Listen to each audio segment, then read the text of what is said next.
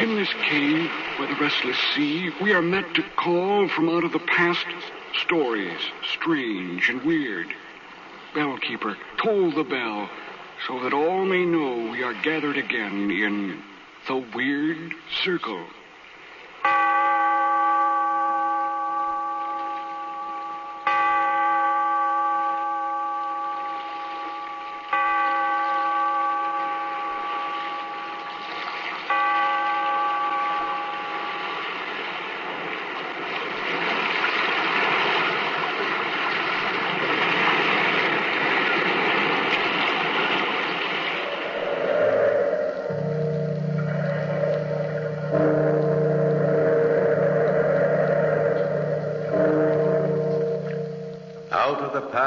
Phantoms of a world gone by, speak again the immortal tale, The Spectre of Tappington.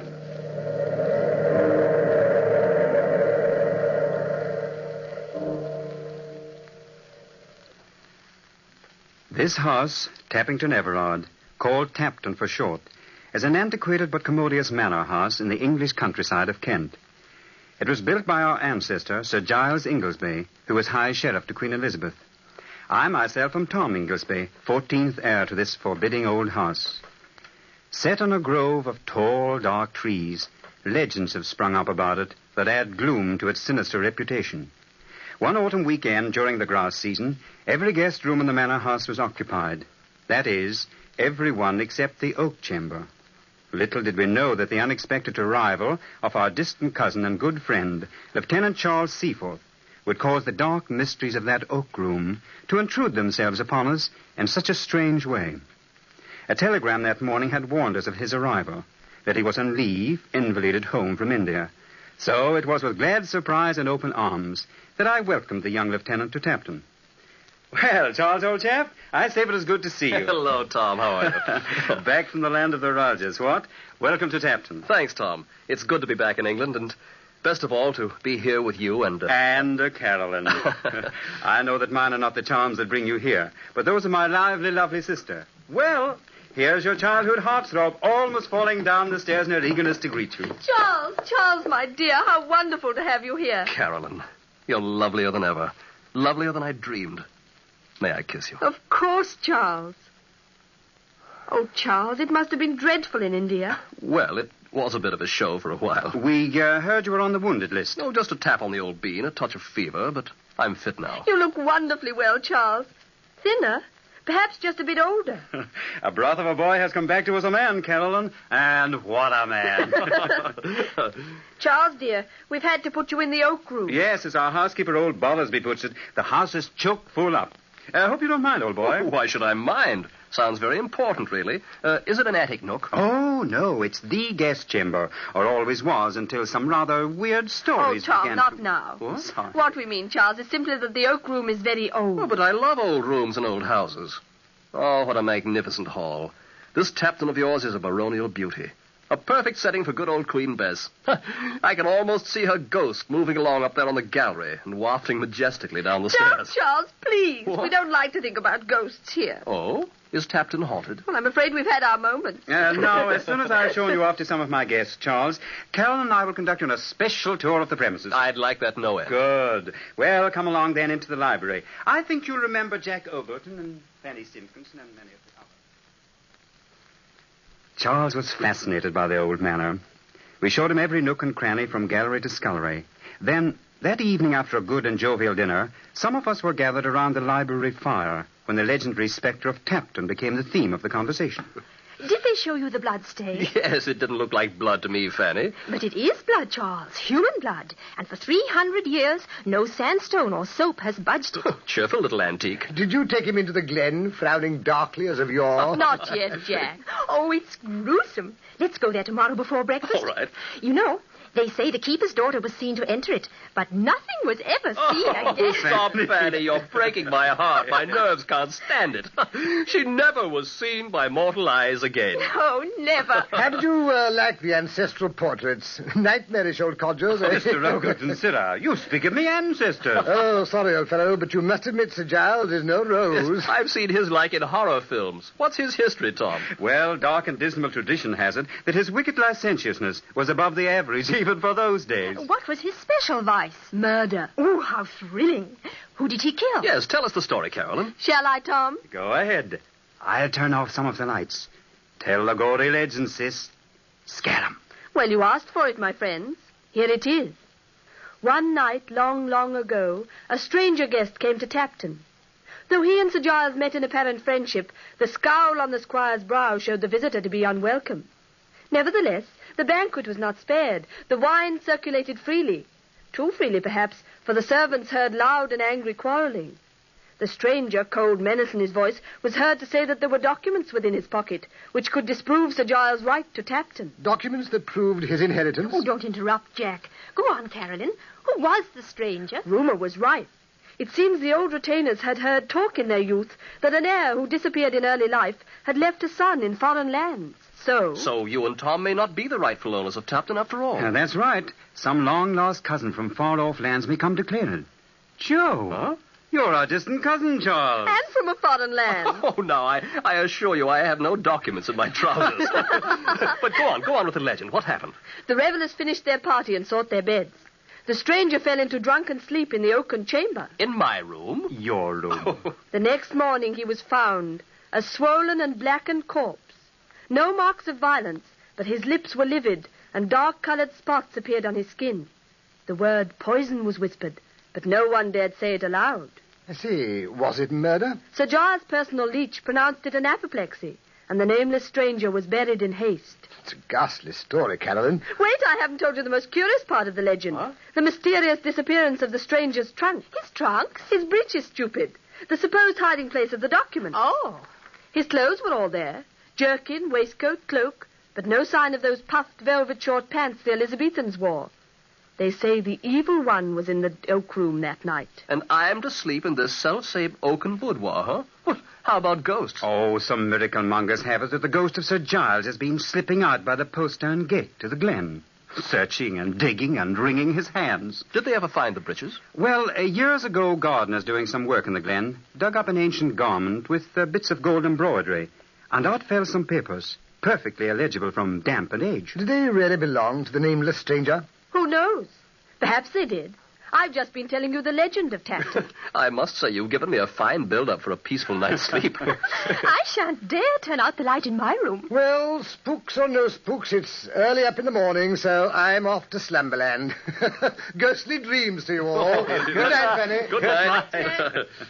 Well, strange cousin from foreign lands, remember the legend. After all, you may be the real owner of the manor. Oh, rot. I don't want your old manor, if I can have its lady. Is this a proposal, Charles, dear? What do you think? I see this is my cue to exit. Good night, you lovebirds. Good night, Tom. And it might be a good idea to lock your door, Charles. Thanks, I will, never fear. I myself wasted a few moments of healthy sleep, worrying lest Carolyn's story had disturbed my guests. But as far as I knew, a peaceful night had blessed old Tappington. And then, the next morning, as I was on my way down to breakfast, I was practically knocked down by our man Maguire bumping into me. Yeah, take it easy, Maguire. Sorry, sir. Lieutenant Seaforth's ringing like one beside himself, sir. Go ahead and see what he wants. Carry on. Certainly, sir. Sorry, sir.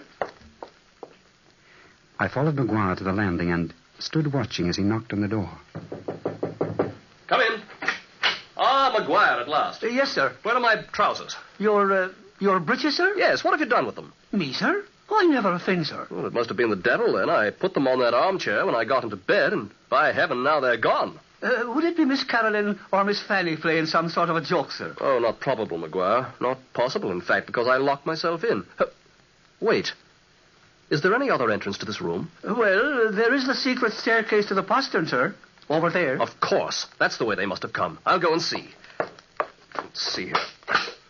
No chance, Maguire. Two heavy bolts, both fastened on the inside. I must say it's all very strange. Funny it is indeed, sir. Funny, Maguire? No, not too funny. We had almost finished breakfast when Charles appeared.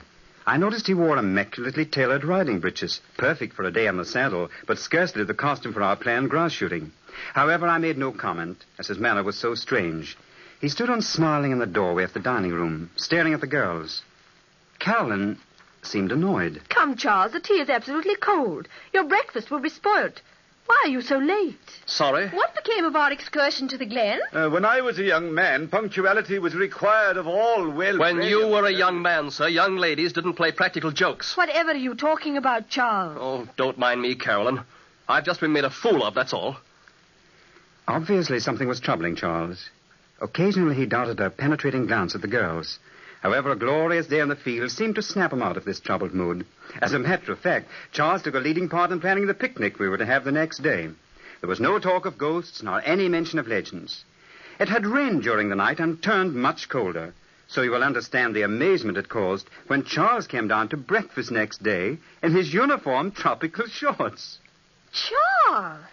You're surely not going to ride through our lanes in such toggery as that. You do surprise us with your costume changes. Well, what the well-dressed man will wear.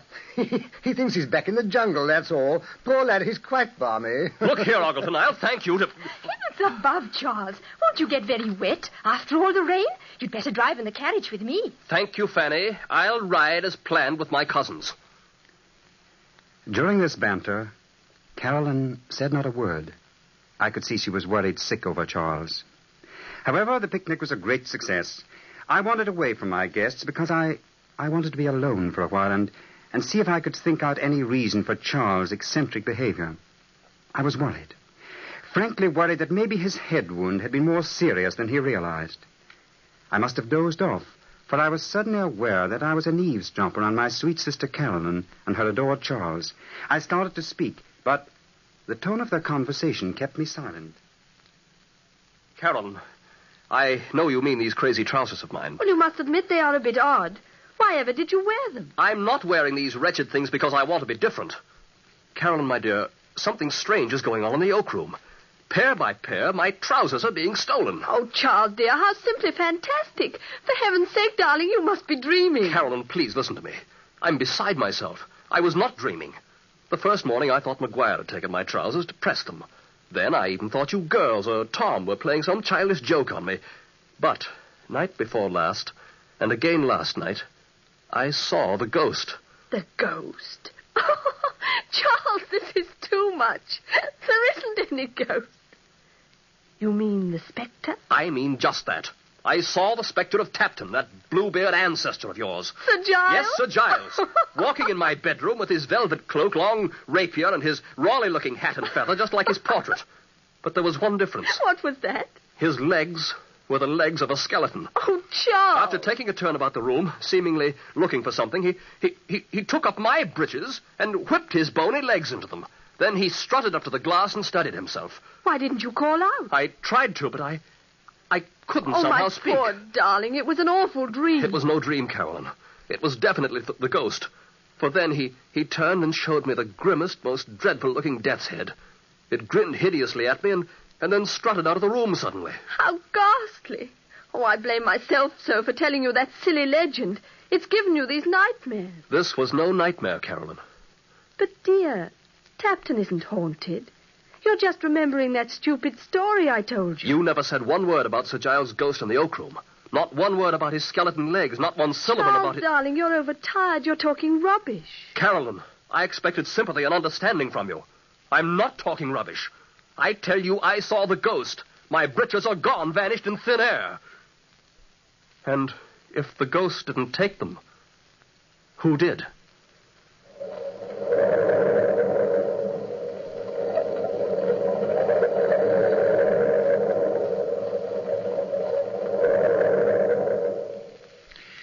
I had never thought seriously there could be a ghost at Tappington. That legend Caroline had told our guests that night had been intended as a joke more than anything else. In fact, since childhood, we have liked to spoof about our family spook. But it was evident that the story of Sir Giles had made a dreadful impression on Charles' mind. His strange costumes had merely amused us, but now Even our guests were beginning to wonder. Next morning, as we were lingering at the breakfast table over that last bit of muffin and jam, Ogleton said, I say, what makes Charles so touchy? He bolted from the room just now as if the old boy himself were after him. I'm sorry I giggled at him, but Tom, I couldn't help it. Full dress uniform at breakfast. See, is it shell-shock, Tom? I wish I knew. When I asked him why the fancy dress, he bit my head off. I can still hear him saying, it's the regimental dress of the Royal Bombay Lancers, Fanny. It was regal. Blue tunic, red striped trousers, and gold braid. I haven't seen the like since the coronation. It wasn't funny to Carolyn, though. She was almost in tears when she ran after him. She looked positively stricken. Yes, my poor sister was teary-eyed all that miserable day. As for Charles, though he seemed to be making an effort to be more companionable, it only resulted in his being distantly polite. To add to my own distress in the matter, I learned that Maguire, the valet, had been kicking up quite a bobbery below stairs, boasting that on the evening before he'd seen a ghost. Maguire had overheard some of our conversations, but this claptrap about ghosts had to be stopped. So that night after our house guests had retired, I rang for Maguire. You rang, sir? Yes, close the door. Yes, sir. Now, see here, Maguire. What's this I hear about your having seen a ghost last night? Devil a lie will I tell Your Honor, but last night I saw a ghost. Oh, what rot. Don't spread such nonsensical stories. Where do you think you saw this thing? Well, sir, we went last night for a bit of a stroll to the Glen. We? Myself and one of the maids, sir. Yes. Get on. To see the moon it was, sir. But we saw more than the moon, sir. In the shadows was a terrible ghost. What sort of a ghost, man? A tall gentleman he was, sir, all in white with a shovel on the shoulder of him and a big torch in his fist. Though what he wanted with that is myself can't tell, for his great eyes were like dig lamps. The maid screeched holy murder and ran off with herself, and me after her. And the ghost after you, I suppose? No, sir. The ghost vanished in a flame of fire. Now, Maguire, don't try gig lamps and flames of fire on me. You're making all this up. Jove, I believe you're the Spectre yourself. Me, sir? Is it myself, then, that's a play-acting ghost in Your Honour's thinking? What your purpose is, I can't guess. Stealing Lieutenant Seaforth's trousers and all that. As I have a soul, sir, I stole nothing. No, but you're mixed up in some way with their disappearance. 'Tis the ghost, sir. I know it is. I saw him. There isn't any ghost, Maguire. And don't go about frightening my guests with any such tale. That's all for now. Yes, sir. Good night, sir. I felt a strong compulsion then to go to the oak room. I wanted to know if Charles was all right. Immediately Maguire had gone, I left my room hurriedly and ran up the short flight of stairs to the oak room. I listened a moment, then rapped loudly on Seaforth's door. Charles! Charles! Yes, who is it? It's I, Tom. Oh, hello. Come in. I was just about to turn in. What's up? You all right? Of course. Why? Well, Carolyn's told me about this ghostly visitor of yours. Look here, you haven't seen him tonight, have you? No. Forget it, Tom. I'll make out. Don't bother about me. Go on to bed. All right. Cheerio, old pal. Just wanted to make sure the goblins hadn't got you. Good night. And then, the very next morning as I was shaving, my door was flung open and in burst Charles. Inglesby, this is now past a joke. Where are my trousers? Good grief, Charles. What's the idea of yelling at me? You've made me cut my chin. Oh, confound your stupid chin. Another pair of trousers are gone again. Oh, heavens, this is too good. Don't tell me the ghost got the regimentals, too. Laugh if you will. They're gone. Now, I've looked everywhere. What have you done with my clothes? I? Charles, I'm as mystified as you are. In all seriousness, Tom, aren't you putting over one of your famous hoaxes? I swear to you I've no hand in this skullduggery. Well, then your ancestor's ghost has, and I've had all I can stand. Now, you'll simply have to lend me a pair of your trousers. Well, take all my trousers. Get out of here. You're in no mood to talk sense. All right, as you so politely put it, I'll get out. And in your trousers. In spite of the ties that hold me here, I'm leaving Tappington today. Seaforth, wait a moment. Now I was really afraid that Charles' mind was unhinged. I dressed hurriedly and rushed downstairs. Hearing noises in the library, I went quietly to the door and listened.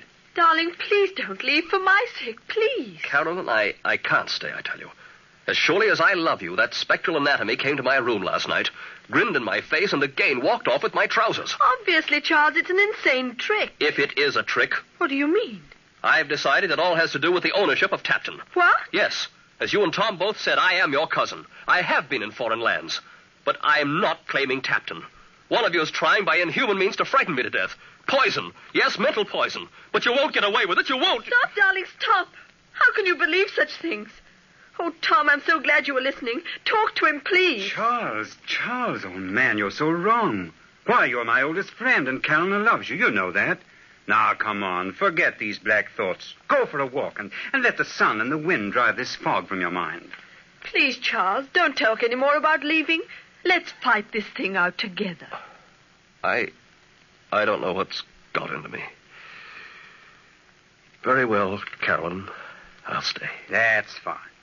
Don't worry, Carolyn, dear. I'll try to be a model guest. See you at lunch then, darling. Oh, Tom, isn't it awful? Whatever will we do? I do love him so. I was mad clear through and determined to scotch this ghost business once and for all. I knew that the oak room had a secret cupboard in the paneling, so that night I decided I must hide there and spy on Charles. I slipped away from my guests and, tiptoeing through the dark gloom of the oak room, I groped my way into the closet.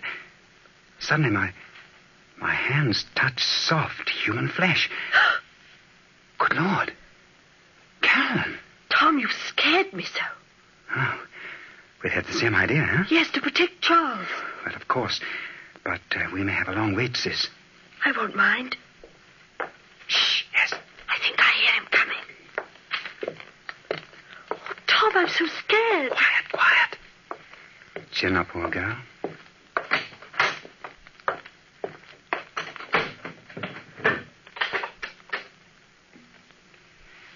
Charles got himself ready for bed, started to take off his trousers, then suddenly put them on again and flung himself into bed.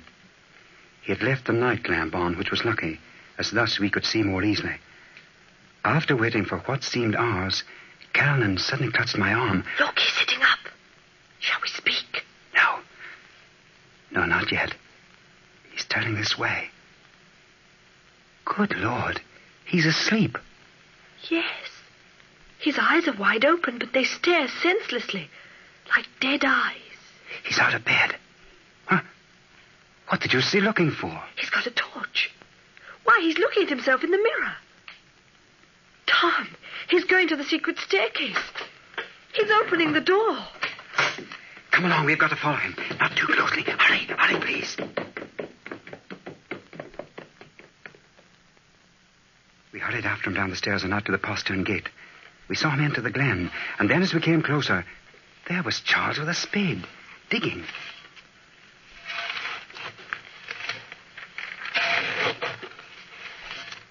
Whatever is he doing? Digging a large hole. The earth is soft. He's been digging here before.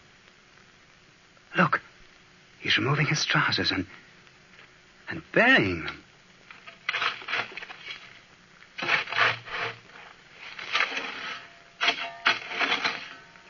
Tom, I can't stand it. It's too gruesome. Let's call out. No, wait a minute. Sleepwalkers have to be shocked out of their trance. I'll wake him as he turns towards us. Well, here he's coming now. Now! Ooh. Oh. Tom, what have you done? You've killed him. But I hadn't killed him, though I had hit him hard, and then I realized. We called for help and carried him to the great hall. He was still unconscious when Dr. Austin arrived. We waited anxiously during his examination. Finally, the doctor came towards us. Well, Tom, our young lieutenant is coming around nicely. Oh, what a relief. Oh, Doctor, is he going to be all right? Of course, my dear. Then it was shell shock, Doctor? Not exactly. I think that head wound and the fever combined to give his subconscious overactive control of his mind. And when I hit him? Best thing you could have done.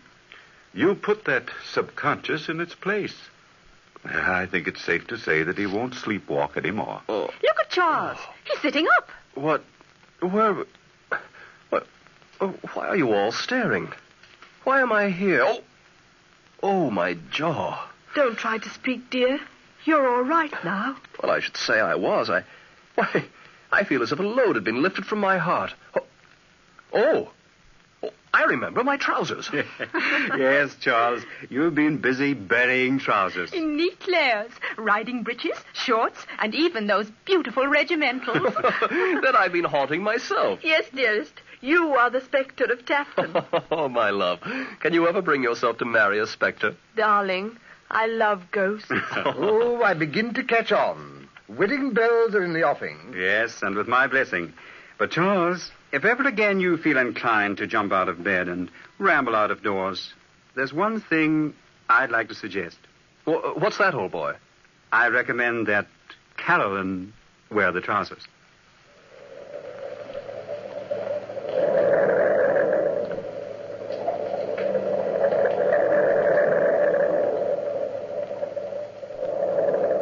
From the time-worn pages of the past, we have heard the immortal tale, The Spectre of Tappington. Bellkeeper, toll the bell.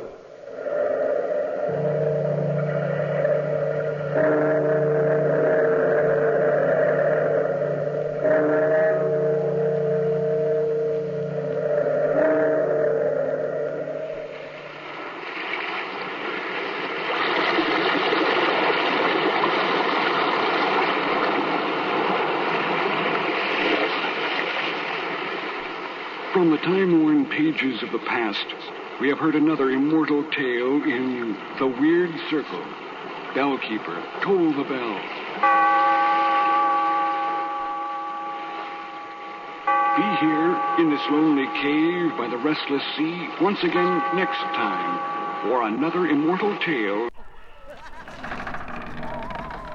Return soon, brave listeners, to the shadows and secrets of Weird Circle, where each tale beckons you deeper into the unknown. Stay tuned for more chilling adventures from Golden Age Radio, rumble.com/c/GAR.